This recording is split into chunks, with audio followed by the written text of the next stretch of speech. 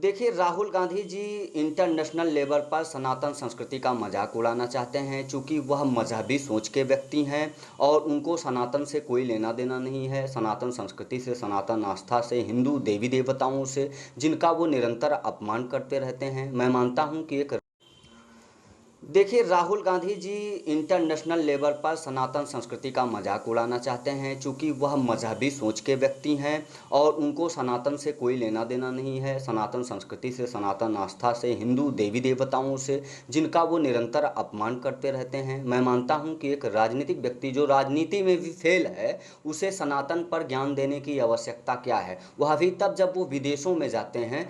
अगर देवी देवता भगवान नहीं होते हैं तो पैगंबर मोहम्मद क्या अल्लाह होते हैं? उनके आप अनुयायी हैं, आप उनके बारे में कोई टीका टिप्पणी करते नहीं हैं, तो फिर हमारे सनातन आस्था पर चोट आप क्यों पहुंचाते हैं? और आपको यह अधिकार किसने दिया है कि आप सनातन पर वक्तव्य दें? सनातन पर आध्यात्मिक ज्ञान दें। ना ही आप आध्यात्मिक वक्ता हैं और ना ही आप ठीक से राजनीतिक वक्ता हैं। उसके बाद भी आप ज्ञान का प्रचार प्रसार करते घूम रहे हो। आप निजी तौर पर निजी प्रचार प्रसार करिए। इस प्रकार से सनातन पर अपशब्द बोलना यह ठीक बात नहीं है। सनातन पर पूरी तरीके से आप ज्ञान लीजिए। उसके बाद किसी गुरु, किसी के का शिष्य बनिए, किसी को गुरु बनाइए, उस परंपरा से पहले जुड़िए। आप उस परंपरा के हैं नहीं, आपको सनातन के बारे में जानकारी नहीं है, उसी पर आप ज्ञान देते हैं। निश्चित रूप से राहुल गांधी किम कर्तव्य विमूढ़ हो चुका है और उसकी बुद्धि भ्रष्ट हो चुकी है। भारत देश में रहता है तो कभी सोमनाथ, तो कभी बाबा विश्वनाथ, तो कभी राम मंदिर को दर्शन करने की चेष्टा बतलाता है और साथ साथ विरोध भी करता है। अमेरिका में जाता है तो बोलता है हिंदू देवी देवता का कोई मतलब नहीं है, ये कोई भगवान थोड़ी होते हैं। तो निश्चित रूप से ऐसे व्यक्ति को भारतवर्ष में रहने का अधिकार ही नहीं है। कभी राम मंदिर के विरोध में, कभी बाबा विश्वनाथ के विरोध में, कभी महाकाल के विरोध में, और कभी जब वोट की राजनीति करनी होती, वोट लेना होता है, तो मंदिर में जाकर के जनेऊ पहन करके पूजा करने लग जाता है।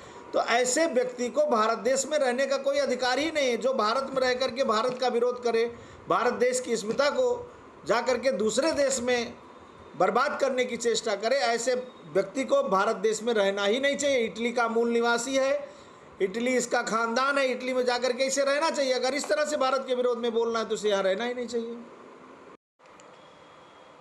राहुल गांधी को पता नहीं है सनातन धर्म के विषय में, देवी देवताओं के विषय में। इसलिए राहुल गांधी को मैं सलाह दूंगा कि अगर उनको सनातन धर्म के विषय में कोई भी बयान देना है तो पहले ग्रंथों का अध्ययन करें, पहले गुरुओं के चरणों में बैठ करके सनातन की परंपरा को समझें। इस तरह के जो बयान वो दे रहे हैं, यह निश्चित रूप से बहुसंख्यक समाज को आघात पहुंचाने वाला बयान है। तो ऐसी राजनीति न करें। यह उनकी ओछी और मूर्खतापूर्ण राजनीति है। राहुल गांधी के तमाम ऐसे बयान आते हैं जो हिंदुओं के विरोध में होते हैं। ये मुस्लिम तुष्टीकरण से प्रेरित हैं। इसलिए मैं यही सुझाव दूंगा कि आइंदा कभी भी सनातन धर्म के विषय में, देवी देवताओं के विषय में बोलने के लिए पहले धर्म ग्रंथों का अध्ययन करें, अन्यथा अपना राजनीतिक बयान दें, धर्म पर कोई बयान न दें। और अगर वो इस तरह के जो है देवी देवताओं के विषय में अगर अनाप शनाप बोलेंगे, अगर अनर्गल बयान देंगे, तो फिर उसका अंजाम भी जो है तो ऐसा होगा कि फिर वो भारत में उनको रुकने की जगह नहीं, बहुत जल्दी उनको इटली जाना होगा। अच्छा होगा कि थोड़ा अपनी आदत में सुधार कर लें।